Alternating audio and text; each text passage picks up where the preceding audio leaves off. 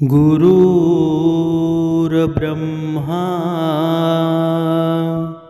गुरुर्विष्णू गुरुर्देव महेश्वरा सद्गुरु साक्षात परब्रह्मा तस्मै श्री सद्गुरुवे नमः। जय जय रघुवीर समर्थ श्रीराम समर्थ। ओम श्री गुरुदत्तात्रेय श्रीपाद श्रीवल्लभाय नमः। सद्गुरु चरणांना नतमस्तक होऊन आपण या शुभ्र सकाळच्या वातावरणामध्ये निरूपणास सुरुवात करूया। बघा, हे सध्याचं आता वातावरण आहे ना, बघा वारीचं वातावरण निर्माण होण्यास सुरुवात झालेली आहे। आता ज्ञानेश्वर माऊलींच्या बघा विठुरायाच्या पांडुरंगाची पालखी निघणार आहे। बघा थोड्याच दिवसामध्ये बघा माऊलींची वारीला सुरुवात होणार आहे। आणि त्या वारीला जाण्यासाठी बघा आपल्या खेड्यापाड्यातील सर्व थोर भाविक, बघा काही भाविक तर पायामध्ये चप्पल नसताना सुद्धा, पादुका नसताना सुद्धा त्या वारीला जातात आणि भगवंताच्या नामामध्ये मंत्रमुग्ध होऊन पूर्ण दिवस बघा पायी दिंडी आणि परत रात्री कीर्तन श्रवण करून परत मुक्कामी राहायचं। जिथे जागा भेटेल तिथे झोपायचं आणि नंतर परत बघा हे पाय आहेत ना, जणू काही हे पाय भगवंताची वाट बघत आहेत। कधी त्या आळंदीमध्ये भगवंताचं मी दर्शन घेतोय। बघा हे वातावरण जेव्हा आपण बघतो ना, खरंच असं वाटतं की परमेश्वरा तुझ्यासाठी बघा ही जी वारीला मंडळी जातात ना, खरंच परमेश्वराचा अवतारच ना। कारण या कलियुगामध्ये बघा हा माणूस एवढा बिझी झाला आहे ना की त्याला ह्या गोष्टींकडे अजिबात लक्ष नाही। तो सतत बघा तुम्ही कुणालाही विचारा कसे आहेत तुम्ही, तुमच्याकडे वेळ आहे का, तर बोलतो नाही, माझ्याकडे वेळच नाही। बघा पुढे समर्थ सांगतात, अरे माणसा तुझी मरणाची वेळ आली तरी तुझ्याकडे वेळ नाही। या परमेश्वरासाठी तुझ्याकडे नक्की वेळ तरी कधी राहणार आहे? जेव्हा तू उद्या सकाळ तू मरणार आहेस, तुझा मृत्यू होणार आहे, मग हा वेळ एवढा पैसा तुला न्यायचा तरी कुठे आहे? बघा या माणसाने विचार करायला हवा। जेव्हा ही वारीची मंडळी असतात बघा, वारकरी असतात, हरिभजनाचा संग करत जेव्हा त्यांची पाऊले चालतात ना, बघा त्यांच्या मुखामध्ये एकच नाम असतं, या विठूचा गजर हरी नामाचा झेंडा रोविला, या विठूचा गजर हरी नामाचा झेंडा रोविला, गजर हरी नामाचा झेंडा रोविला, या विठूचा गजर हरी नामाचा झेंडा रोविला।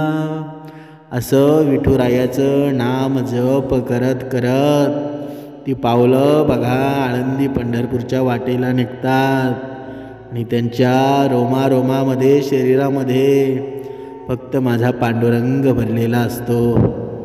बघा ही अशी भक्ती आपल्या जीवनामध्ये कधी घडते का? बघा तुमच्या आयुष्यामध्ये जर वेळ असेल ना, वेळ नसेल तरी वेळ काढा आणि एकदा तरी आळंदी पंढरपूरच्या वारीला जा। बघा तो आनंद मिळतो किती। आपण कधीकधी असं म्हणत असतो की बघा तीर्थक्षेत्र हे करून ते करून काही फायदा होतो का? पण बघा हे कुणाच्या पण नशिबामध्ये नसतं. आपण घरी बसून हे बोलत असतो की तीर्थक्षेत्र हे ते करून काही फायदा आहे का? पण ती पांडुरंगाजवळ जाण्याची ओढ असते ना. बघा त्या दिंडीमध्ये जेव्हा ते भक्तजन भेटतात, वारकरी असतात, बघा पायामध्ये चप्पलसुद्धा नसते काहींच्या, पण ती वारीला जाण्याची ओढ असते ना. खरंच साक्षात त्यांच्यात परमेश्वर दिसतो. इथे एकदा घडलेला हा प्रसंग तुमच्याशी बघा मला सांगावंसा वाटतो असा की एकदा आळंदीच्या वारीला आम्ही गेलो असताना बघा भरपूर पाऊस पडला होता, अकाळी पाऊस पडला होता. आणि तिथे आळंदीच्या आळंदीमध्ये पोचलो आणि पाऊस थांबला आणि बघा सर्व पत्रकार तिथे एक बाबा भेटले आणि त्या बाबांना विचारत होते. बघा त्या बाबांच्या पायामध्ये चप्पलसुद्धा नव्हती, फाटके कपडे होते आणि भिजलेल्या अवस्थामध्ये. बघा त्या बाबांना ते पत्रकार काय विचारतात, बाबा तुम्ही कुठून आला आहात? तर त्यांनी त्यांच्या गावाचं नाव सांगितलं. मी इथून आलो आहे, पण आता तर पाऊस पडला आहे, तुमची शेती जर वाया गेली असेल. बघा त्या बाबांनी त्यांना उत्तर दिलं की वाया घालवायची की नाही तो माझा पांडुरंग बघेल. ती वाया गेली तरी चालेल, पण मी आज माझ्या पांडुरंगाला भेटायला आलेलो आहे. तिकडे वाया गेली नाही गेली मला काही त्याच्याशी संबंध नाही. मग बघा तेवढ्यात त्याच बाबांच्या गावातील एक माणूस तिथे येतो आणि बाबांना सांगतो की बाबा सर्व आजूबाजूच्या गावांमध्ये पाऊस पडला, पण आपल्या गावामध्ये पाऊस पडला नाही. बघा तेव्हा खरंच आम्हालासुद्धा खूप आनंद होतो, कारण तो क्षण असतो ना. बघा परमेश्वराची ही लीला तिथे आम्हाला साक्षात पाहायला भेटली. म्हणजेच इकडे परमेश्वर बघा पूर्ण वर्ष शेतीमध्ये लावलेला पैसा, पूर्ण वर्ष शेतीमध्ये लावलेली मेहनत ती सर्व सोडून शेती तशीच टाकून हा भक्त पांडुरंगाच्या बघा या दिंडी सोहळ्यामध्ये येतो. हे सर्व भान विसरतो, जणू काही देवच त्या बाबांमध्ये शिरलेले होते. बघा हे असे भक्त असतात, म्हणूनच या जगामध्ये धर्म आहे ना. या अशा बाबांपुढे या बाबांच्या समोर बघून आपल्याला समजतं की या जगामध्ये विश्वास, श्रद्धा ही गोष्ट आहे. मग तो कोणताही धर्म असो, कोणताही पंथ असो किंवा कोणतीही भक्ती असो. म्हणजेच काय, म्हणजेच प्रत्येक ठिकाणी सद्गुण विचार असतील ना, तिथे माझा परमेश्वर नेहमी असतो. फक्त आपला बघण्याचा दृष्टिकोन बदलला पाहिजे.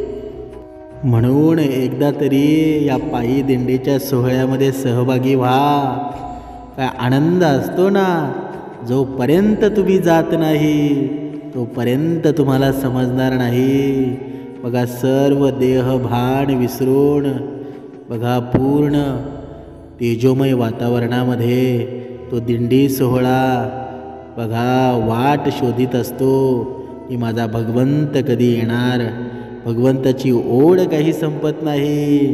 मुखामध्ये नाम असतं, ज्ञानोबा माऊली तुकाराम, ज्ञानोबा माऊली तुकाराम, ज्ञानोबा माऊली तुकाराम, तुकाराम तुकाराम, ज्ञानोबा माऊली तुकाराम.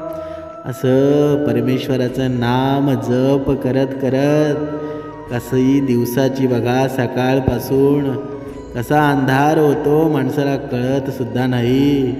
नाहीतर बघा आपण कधी कधी आपल्या घरापासून थोडं चालल्यानंतर कसा आपला जीव कासाविसा होऊन जातो.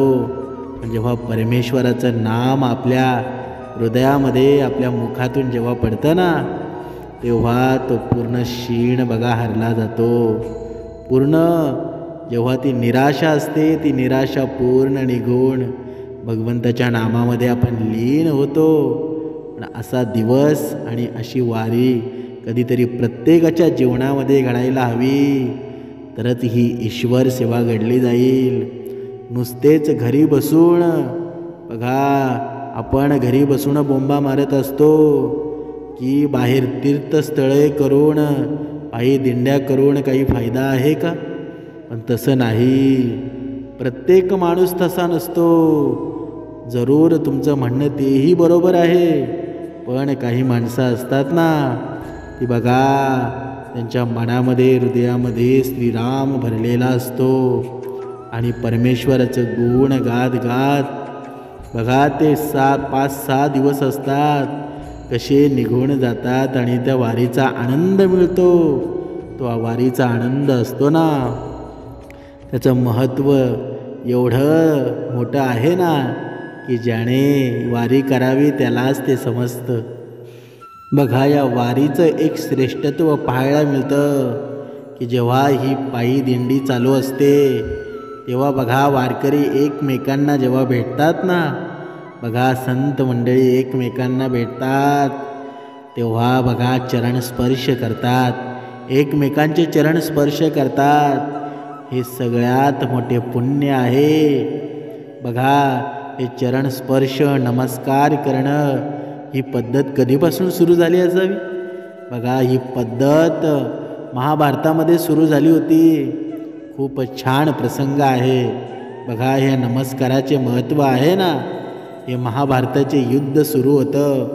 बघा, तेव्हा दररोज कौरव सेनेचे मोठमोठे युद्धे मारले जात होतं आणि पितामह भीष्मांसारखे ज्येष्ठ योद्धे कौरवांच्या बाजूने असून देखील त्यांच्या सेनेची सतत हानी होत होती. पण एक दिवस काय झालं बघा, एक दिवस दुर्योधन वैतागून पितामहांवर व्यंग करतो. त्यामुळे व्यथित होऊन भीष्म पितामह घोषणा करतात की मी उद्या सर्व पांडवांचा वध करेल. बघा, भीष्म पितामहा बघा रागाच्या भरामध्ये असं म्हणतात की मी उद्या सर्व पांडवांचा वध करेल. त्यांच्या घोषणेची बातमी बघा, त्यांच्या घोषणेची बातमी पांडवांच्या शिबिरामध्ये पोचताच पांडवांची अस्वस्थता वाढली. कारण भीष्मांच्या क्षमतेबाबत सर्वांनाच कल्पना होती. तेवढ्यात श्रीकृष्ण बघा पांडवांच्या जवळ दाखल होतात. पांडवांची ही अस्वस्थता बघून त्यांच्या लक्षात येतं.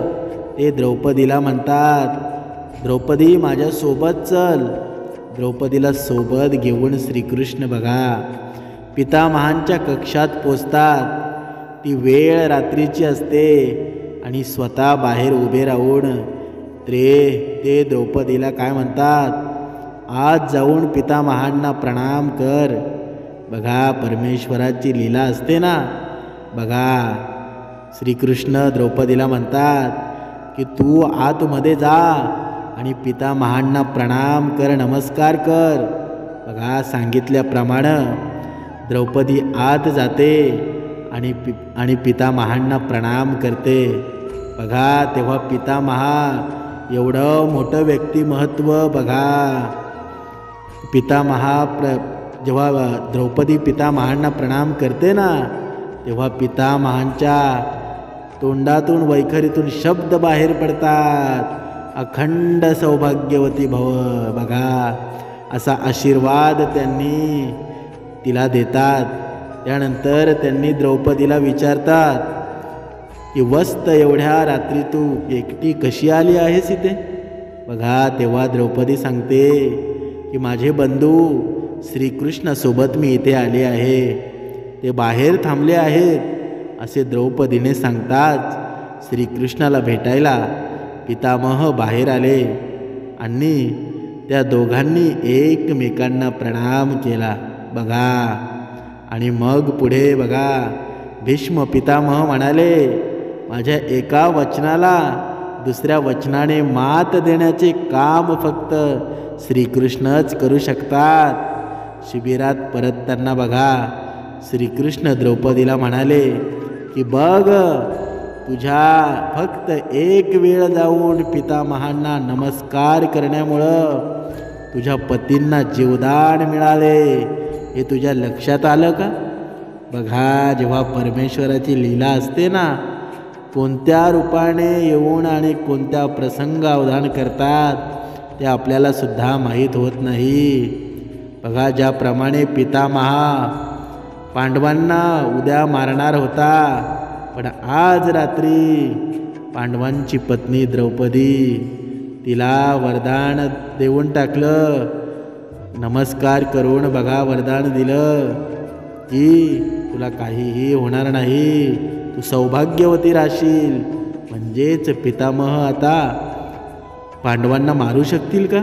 तर नाही. बघा, जर तू रोज बघा श्रीकृष्ण स्वारी त्या द्रौपदीला म्हणतात की जर तू रोज नित्यनेमाने पितामह भीष्म, धृतराष्ट्र, द्रोणाचार्य या मान्यवरांना नमस्कार केला असतास ना, आणि दुर्योधन, दुःशासन यांच्या पत्नींनी जर नित्यनेमाने ज्येष्ठ बंधू पांडवांना नमस्कार केला असता, तर ही युद्धाची वेळ कधीच आली नसती.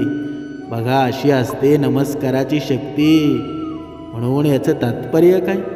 बघा, वर्तमान काळात आपल्या घरी ज्या समस्या आहेत त्यांचे मूळ कारण हेच आहे की कळत नकळत आपल्या हातून वडीलधाऱ्या मंडळीची उपेक्षा केली जाते.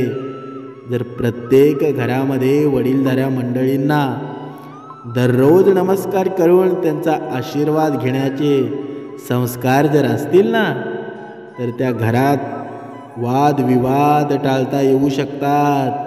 असे घर असतं ना, ते घर स्वर्गाहून सुंदर बनू शकतं. पण असं आपल्या घरामध्ये होतं का? बघा, म्हणजेच मोठ्यांचा आशीर्वाद हे एक असे कवच आहे ना, ज्याला कुठलेच शस्त्र भेदू शकत नाही.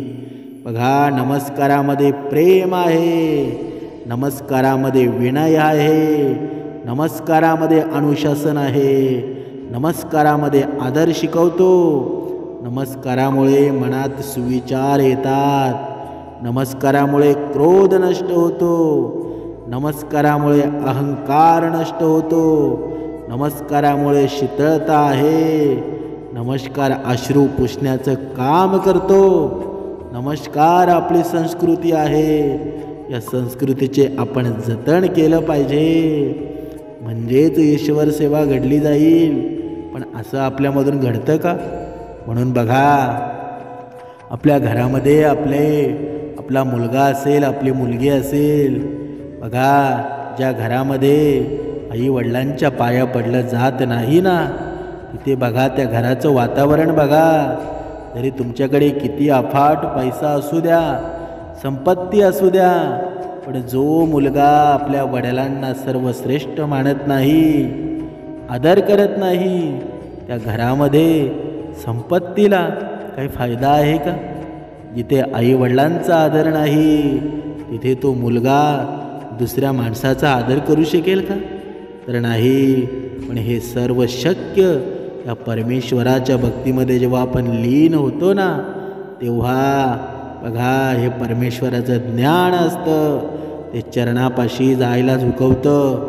म्हणजेच काय?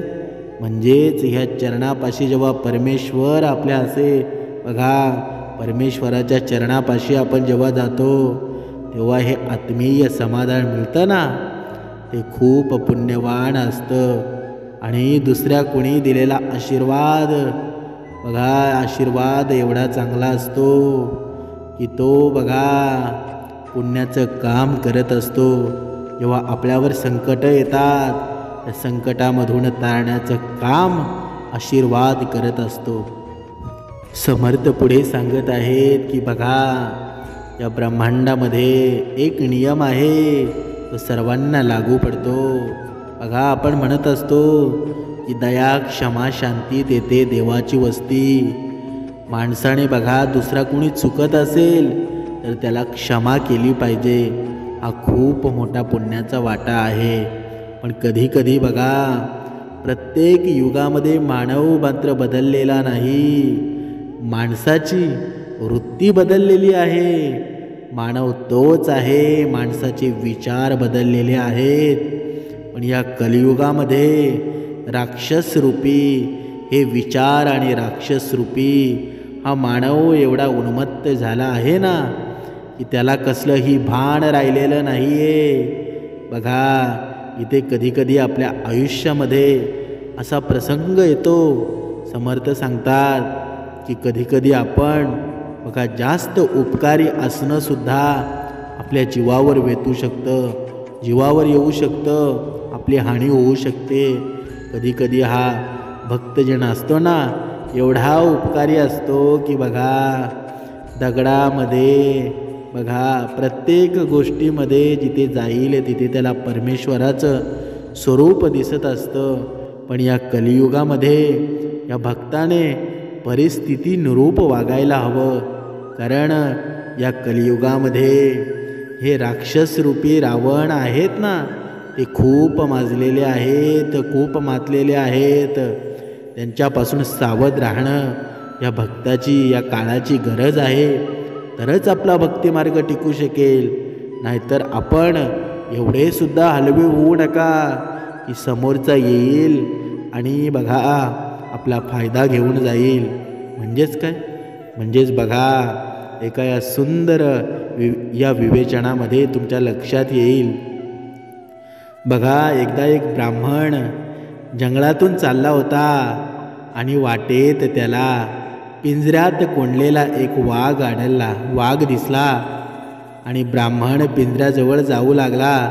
तसा वाघ त्याला म्हणाला, बघा हे भटजी, अहो भटजी जरा इकडे या, माझ्यावर दया करा आणि मला माझी इथून सुटका करा.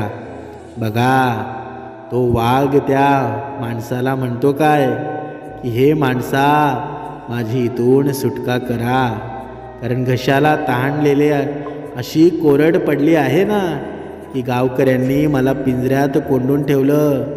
मी पळून नाही जाणार. तुम्हाला मी खात्री देतो की मला फक्त पाणी पिण्यासाठी बाहेर सोडा, 1 मिनिटभर मला सोडा, तळ्यावर जाऊन मी पाणी पिऊन येतो. आणि बघा आणि येऊन परत पिंजऱ्यात बसतो असा गुपचूप बघा. आणि नाही म्हणू नका, मला आता हे सोडा तुम्ही. बघा तो माणूस म्हणतो, नको रे बाबा, तुझा काय नेम नाही. मी पिंजऱ्याचे दार उघडले की तू मला खाऊन टाकशील. बघा तो वाघ त्या माणसाला म्हणतो की महाराज असं काही होणार नाही, माझ्यावर दया करा. मी शपथ घेतो मी तुमच्यासारख्या परोपकारी माणसाला मुळीच इजा करणार नाही. पाणी पिईन आणि परत येऊन पिंजऱ्यात बसेल. बघा देवाची शपथ घेतो. बघा एक खोटं बोलण्यासाठी अनेकदा तो वाघ खोटं बोलतो. ब्राह्मणाला बघा वाघाची दया येते, त्या माणसाला वाघाची दया येते आणि पिंजऱ्याचे दार उघडलं जातं. बघा वाघ असतो ना, बघा तो झट दिशी बाहेर येतो आणि म्हणतो, आता तुलाच मी अगोदर खातो, मग पिईन पाणी. असं कसं म्हणतोस तू? तू शपथ घेतली होतीस ना. ते काही नाही, मी तुलाच आधी खाणार. बरं तर लगेच नको खाऊ, आपण 6 जणांच्या साक्षी घेऊ, ते देतील तो न्याय बघू. मग वाघ तयार झाला. ठीक आहे मग चल तर, वाघ म्हणाला. मग वाघ व तो माणूस बघा चालत चालत एका वडाच्या झाडाजवळ आले आणि ब्राह्मण वडाला म्हणाला, वडा वडा ऐक आणि न्याय दे. बघा वड म्हणाला, कशाचा न्याय? हा वाघ पिंजऱ्यात अडकला होता, पाणी पिऊन येतो, मला सोड, खाणार नाही असं म्हणाला आणि आता तर मला हा खाऊ पाहतो आहे. तर वड म्हणतो, तूच माझा न्यायाधीश. बघा ते महाराज म्हणतात, तूच माझा न्यायाधीश आहे, मला न्याय दे. बघा वड म्हणतो, हा करतो ते बरं का, ठीक आहे देतो न्याय. बघा ऐक, माणसे नेहमी माझ्या छायेत विसावा घेतात. बघा वड त्या माणसाला म्हणतो, माणसे नेहमी माझ्या छायेत विसावा घेतात आणि उन्हापासून मी त्यांचे रक्षण करतो. पण 20वा घेऊन झाला की माणसे माझ्या फांद्या कापतात, पाने ओरबाडतात, इकडे तिकडे पाचोळा फेकून निघून जातात. माणसांची ही जातच कृतघ्न. तेव्हा वाघ करतो तेच बरोबर आहे. ते ऐकून वाघाने ब्राह्मणावर उडी मारली. पण ब्राह्मण म्हणाला, थांब, अजून 5 न्यायाधीश बाकी आहेत. मग बघा, ठीक आहे, चल पुढे. पुढे गेल्यावर त्यांना एक उंट भेटला. ब्राह्मण म्हणाला, उंट महाराज, आमचे गाऱ्हाणे ऐका आणि न्याय द्या. बघा, उंट म्हणाला, कसला न्याय?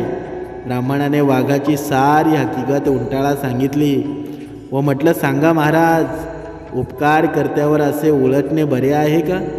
बघा, तो म्हणतो, अगदी बरोबर आहे. ऐक माझा न्याय. जेव्हा मी तरुण आणि सशक्त होतो तेव्हा मी खूप काम करी. त्यावेळी माझा धणी माझी काळजी वाही, मला चांगले खाऊ पिऊ घाली. पण आता मी झालो म्हातारा. बघा, माझ्याने काम होत नाही. त्याची चाकरी करून माझी शक्ती गेली. पण अजून माझा धणी जास्त ओझे माझ्यावर लादतो, मला मारझोड करतो आणि म्हातारा म्हणून खाऊ घालीत नाही. बघा, माणसांची जातच अशी कृतघ्न. वाघाने तुला खावे हेच योग्य आहे. ते ऐकून वाघ ब्राह्मणाला खायला निघाला. पण ब्राह्मण म्हणाला, अजून 4 जण राहिले आहेत, मग त्यांची साक्ष घेऊ. पुढे या दोघांना बैल भेटतो. तो रस्त्यात लोळत पडला होता. ब्राह्मण बैलाला म्हणाला, बैल दादा, माझी गोष्ट ऐका आणि मला न्याय द्या. बघा, आणि हा वाघ पिंजऱ्यात अडकून पडला होता, मला सोडवा असं म्हणाला आणि आता म्हणतोय की मी तुलाच खाईन. बघा, तर आता हा माझ्या जीवावर उठला आहे. याचं हे करणं चांगलं आहे का? बघा, बैल म्हणतो, हो, चांगलंच आहे. ऐक ब्राह्मणा, जेव्हा मी तरुण होतो आणि भरपूर काम करत होतो तेव्हा माझा मालक मला चांगले खाऊ पिऊ घालत होता, मायेने वागवत होता. आणि आता मी म्हातारा झालो आणि माझ्याने काम होईना. त्याने मला हाकलून दिलं, रस्त्याच्या कडेवर असं मरायला टाकलं. बघा, माणसासारखा कृतघ्न कोणी मी पाहिला नाही. माणसासारखी कृतघ्न जात दुसरी नाही. वाघा, खा रे तू या ब्राह्मणाला. बघा, 6 पैकी 3घांनी ब्राह्मणाच्या विरुद्ध निकाल दिला. तेव्हा वाघ म्हणाला, आता खातो तुला, थांब जरा, आणखी 3घांचे मत घेऊ. ठीक आहे, चल पुढं. पुढे गेल्यावर त्यांना भेटला एक गरुड. त्याला ब्राह्मण म्हणाला, गरुडा, न्याय दे. कसला न्याय? ब्राह्मणाने सारी हकीकत गरुडाला सांगितली. ते ऐकून गरुड म्हणाला, जेव्हा जेव्हा माणसांची नजर माझ्यावर पडते ना, तेव्हा मला तीर मारायला ती टपून बसतात. जेव्हा मी बाहेर जातो तेव्हा माझी पोरं पळवतात. तेव्हा माझा न्याय ऐक, वाघाने तुला जरूर खावं. बघा, माणसासारखी कृतघ्न आणि दुष्ट जात दुसरी नाही. माणूस या जगात आहे तोवर इतर प्राण्यांना कसलंच सुख नाही. आता मात्र ब्राह्मणाचे हे अवसाड तुटू लागलं होतं. तो म्हणाला, थांब वाघोबा, आणखी 2 बाकी राहिले आहेत, त्यांना विचारायला काय हरकत आहे का? बघा, वाघ आता फुशारला होता. तो म्हणाला, ठीक आहे, चल पुढे. पुढे गेल्यावर त्यांना एक मगर दिसला. त्याला ब्राह्मण म्हणाला, मगरा, न्याय दे. कसला न्याय? बघा, सर्व हकीकत बघा. त्या मगराला सांगितली आणि बघा, मगराने उत्तर दिलं की जेव्हा जेव्हा मी पाण्याबाहेर डोके काढतो तेव्हा तेव्हा माणसे मला मारायला टपून बसतात, माझा छळ करतात. तेव्हा वाघाने ब्राह्मणाला खावे. बघ, कुणीच तुझ्या बाजूने न्याय देत नाही. आता तुलाच मी खाऊन घेतो. वाघ म्हणाला, ब्राह्मण तर आता पुरताच खचून गेला होता, पण शेवटचाच प्रयत्न करावा म्हणून तो गयावया करून म्हणाला, वाघोबा आता फक्त एक न्यायाधीश राहिला आहे. मग खा तुम्ही, खरंच खाऊन टाका मला. बघा चला पुढे. पुढे गेल्यावर त्यांना भेटला एक कोल्हा. बघा, कोल्हे भाऊ न्याय द्या. कसला न्याय, ऐका तर, असं म्हणून ब्राह्मणाने सारी हकीकत त्याला सांगितली. ती ऐकून घेऊन कोल्हा म्हणाला, नुसते ऐकून कुणाचं खरं आणि कुणाचं खोटं ते मी सांगू शकणार नाही. तुमचा तंटा सुरू झाला तिथेच चला आणि कोण कुठे होता ते सर्व मला दाखवा. बघा दोघे तयार झाले. ठीक आहे असे म्हणून वाघ व ब्राह्मण, बघा वाघ आणि माणूस कोल्ह्याला पिंजऱ्याजवळ घेऊन आले. कोल्हा म्हणाला, ठीक आता ब्राह्मण मला सांगा, तू कुठे उभा होतास? या इथे अगदी असा. आणि वाघा, तू कुठे उभा होतास? तेव्हा या इथे पिंजऱ्यात. वाघ म्हणाला, पिंजऱ्यात कुठे आणि कसा बसला होतास ते दाखव बरं. वाघ लगेच पिंजऱ्यात शिरला आणि म्हणाला, माझे डोके या बाजूला असं होतं ते खरं आहे, पण पिंजऱ्याचे दार त्यावेळी बंद होते की उघडं? बघा वाघ म्हणाला, बंद होतं. ब्राह्मण म्हणाला, मग ते बंद करून टाक. कोल्हा म्हणाला, त्याचबरोबर ब्राह्मणाने दार लावलं व त्याला कडी घातली. त्याचबरोबर कोल्हा म्हणाला, अरे कृतघ्ना आणि दुष्ट वाघा, या दयाळू ब्राह्मणाने तुझ्यावर उपकार केले, पण त्याचे पांग तुला ठार करून फेडणार होतास. आता असाच इथे जन्मभर कोंडून कुणीसुद्धा तुझी सुटका करणार नाही. जा ब्राह्मणा, आपल्या वाटेने चालू लाग. कोल्ह्याचे उपकार मानून ब्राह्मण आपल्या वाटेने चालू लागला आणि कोल्हा परत जंगलामध्ये दूर निघून गेला. समर्थ सांगतात, याचं तात्पर्य काय? बघा, आपल्यावर कोणी उपकार केले असतील ना, तर ते कधीही विसरू नका. बघा, नाहीतर या कलियुगामध्ये असंच घडत आहे. जो उपकार करायला जातो त्याच्याच अंगावर सर्व येऊन जातं. म्हणून या कलियुगामध्ये कुणीही माणूस असो, कुणीही प्राणी असो, सद्गुण विचारी माणूस असो, कुणीही असो, जर त्या माणसांनी आपल्यावर उपकार केले ना, तर त्या उपकाराची परतफेड सद्गुण विचारांनीच करा. नाहीतर ह्या जगामध्ये, या ब्रह्मांडामध्ये हे राक्षस भरलेले आहेत ना, तर कुणावर उपकार करताना बघा वेळ काळ या सर्व गोष्टी बघा. नाहीतर जेव्हा मनुष्य आपण ओळखायला शिकू ना, तेव्हाच खरा या भक्ती मार्गाचा उपयोग होणार आहे. म्हणजेच काय? म्हणजेच बघा, परमेश्वर बघा, आपण एका हाताने दुसऱ्याला फसवलं ना, तर त्याच्यापेक्षा श्रेष्ठ कोणीतरी आपल्याला फसवणारा मिळतो. ज्याप्रमाणे बघा, ज्याप्रमाणे त्या वाघाने त्या ब्राह्मणाला बघा, ब्राह्मणाने वाघावर दयाच केली होती ना, म्हणून तर त्याला सोडवलं ना.